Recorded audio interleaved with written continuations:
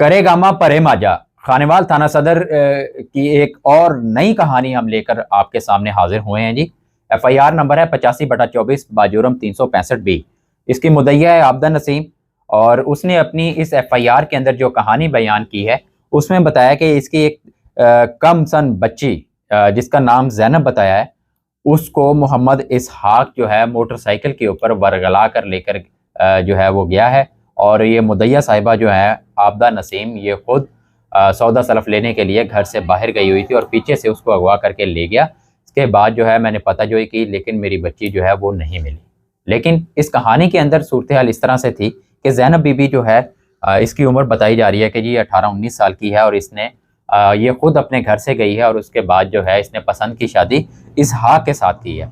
अब इसहाक का एक भाई है नियाज अहमद, जिसने आज से तकरीबन 2 महीने पहले अपने भाई इसहाक अहमद को अपने घर से उसके हर तरह के कोलो फेल से जो है लातलकी का जो है वो इजहार किया था, बाकायदा तौर पर अखबार के अंदर इश्तिहार दिया था।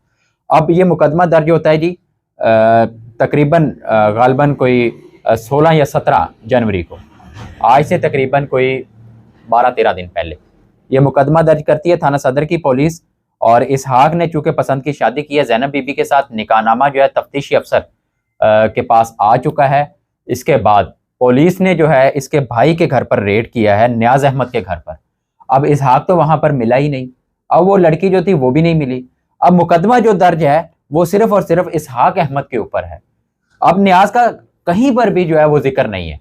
अब नियाज के घर जब रेड किया तो नियाज ने बताया कि मेरे भाई मैंने तो उसको 2 माह पहले उसको अपने घर से बेदखल कर रखा है और उसके साथ लातलकी का इजहार बजरिया अखबारात के अंदर जो है वो मैंने देकर जो है मैं हर तरह के उसके कोलो फेल से मैंने लातलकी का इजहार कर दिया है। उन्होंने कहा नहीं जी आप हमारे साथ चलें।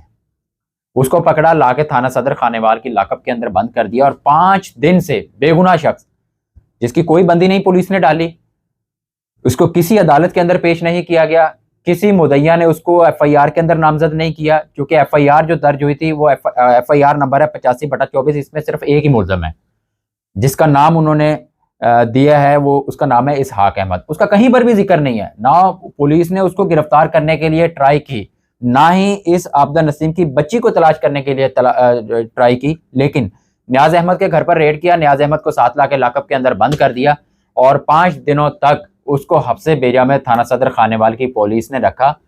और इस नियाज अहमद की मासूम बच्ची जिसकी उम्र 3 से 4 साल है, दूसरा उसका एक बच्चा उसकी उम्र 6 साल है, इसकी बीवी रात की ठठरती रात के दौरान थाना सदर खानेवाल के अंदर जो है वो खड़ी हैं कि हमें जो है वो बच्ची बता रही है कि हम अपने वालिद को लेने के लिए आए हैं। बच्चा बता रहा है कि जी हम बार बार जो है थाना सदर की पुलिस से अपील कर रहे हैं कि हमारे वालिद जो है वो बेगुनाह है, हमारे चाचू ने जो भी किया है हमारे साथ उसका किसी किस्म का कोई ताल्लुक नहीं है। हमने अखबारात के इश्तिहार दिखा दिए, हमने जो है जो जैनब बीबी और इसहाक का जो निकाहनामा हुआ है वो निकाहनामा हमने अपने रिश्तेदारों से मंगवा के मिन्नत समाजत करके वो पुलिस तक पहुंचा दिया है, पुलिस के पास आ गया, लेकिन पुलिस पैसे का इंतजार कर रही है।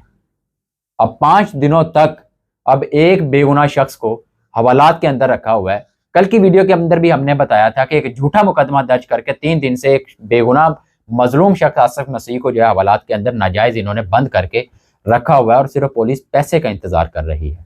तो एसएचओ साहब अंसर अली जट साहब, आपकी ईमानदारी के लोग जो है वो किससे बयान करते हैं, लेकिन आपकी जेर निगरानी ये क्या कुछ हो रहा है। आईजी पंजाब डॉक्टर उस्मान अनवर साहब ने अरबों रुपए लगाए हैं इस थाना कल्चर की बेहतरी के लिए और थानों को खूबसूरत बनाने के लिए, लेकिन इन थानों के अंदर बैठे हुए लोग जब बेगुनाह अफराद को लाके लाकअप के अंदर बंद करेंगे और उसके बाद उनसे पैसों की डिमांड करेंगे तो इन चीज़ों से क्या तवक्को की जाएगी। अब अफसरान जो हैं आईजी डीपीओ आरपीओ वो बेहतरी लाने की कोशिश करते हैं, लेकिन निचला अमला जो है वो पैसे लेने के लिए बेगुनाह अफराद को लाके लाकअप में बंद करता है, फिर उनकी फैमिली से रब्ता करता है, उनको कहते हैं जी कि आप अपने बच्चे बेचो, अपने घर बेचो, अपने जानवर बेचो, चाहे जो भी करो, हमें पैसे लाके दो। तो ऐसे नहीं होगा। बिल आकर इस नियाज अहमद की कहानी के अंदर रात एसएचओ साहब से भी एक दोस्त ने जो है रिक्वेस्ट की और कहा कि ये बेगुनाह आदमी है, निकाहनामा आ चुका है, ये मुकदमा जो है काबिल इखराज है और नियाज अहमद का इस एफआईआर के अंदर दूर दूर तक जिक्र तक नहीं है और उसका ताल्लुक भी नहीं है। अगर उसके भाई ने कोई ऐसी कोई वारदात की है या उसने कोई अगवा किया है ज़ैनब बीबी को, तो उन्होंने तो हिरासमेंट की बाकायदा तौर पर पटिशन जो है वो कोर्ट के अंदर दायर कर रखी है। लेकिन उन्होंने कहा नहीं जी हमारी मजबूरी है। अब किसकी मजबूरी है? बिल आकर डीएसपी थाना सदर साकिब नासिर साहब को जो है इस मामले के अंदर एंट्री डालनी पड़ी। उन्होंने थाना सदर के एसएचओ अंसर अली जट को बुलाया, बुलाने के बाद उनकी ठीक ठाक सरजनश की और फिर जाके जो है, फिर भी डीएसपी के कहने के बाद भी वो आईओ साहब जो है वो बता रहे हैं कि 2 घंटे इंतजार करें, मैं आऊंगा फिर देखूंगा करूंगा। दोबारा डीएसपी के पास जब जाने के लिए उस खातून ने यानी कि न्याज अहमद की बीवी ने जब थ्रेट किया तो फिर जाकर जो है न्याज अहमद की रिहाई यकीनी बनाई गई। और मैं ये समझता हूं कि आईजी साहब चाहे कितने भी अच्छे इक़दाम कर लें, लेकिन जब इस तरह के मामलात होंगे तो पुलिस का मोराल जो है वो बुलंद होने की बजाय मजीद डाउन होता जाएगा। तो मेरी गुजारिश ये है कि जो पुलिस अफसरान इस तरह के वाकयात के अंदर मुलविस पाए जाते हैं उनके ऊपर आईजी साहब एक ऐसी पॉलिसी बनाएं कि अगर कोई बददियानती करता हुआ, कोई रिश्वत लेता हुआ पकड़ा जाता है या किसी बेगुनाह शख्स को नाजायज हवालात के अंदर बंद करके उसको उनसे पैसे मंगवाने की ट्राई करता है या बेगुनाह शख्स को जो हवालात के अंदर नाजायज बंद करके रखता है और उसको टॉर्चर करता है या उसके साथ ज्यादती करता है, तो उस आईओ को, उस एसएचओ को, जो इनके जिम्मेदार हैं, उनके खिलाफ भी महकमाना भरपूर 2-4 के खिलाफ कार्रवाई होनी चाहिए ताकि बाकी सबको कान हो जाए कि अगर हम कोई गलत काम करेंगे तो हमारे ऊपर इस तरह से जो है लीगल एक्शन हमारे अफसरान वाला जो है वो लेंगे। अब अल्लाह ताला ने इन लोगों को इज्जत दे रखी है। सब इंस्पेक्टर, इंस्पेक्टर रैंक के लोग जो है थानों के अंदर तैनात हैं, लेकिन वो इस तरह की भोंडी हरकतें करते हैं सिर्फ 4 पैसे लेने के लिए, और पुलिस की वर्दी का तकद्दुस जो है ये लोग खुद पमाल करते हैं। आज की वीडियो से इतने, मुझे इजाजत दीजिए। अल्लाह हाफिज।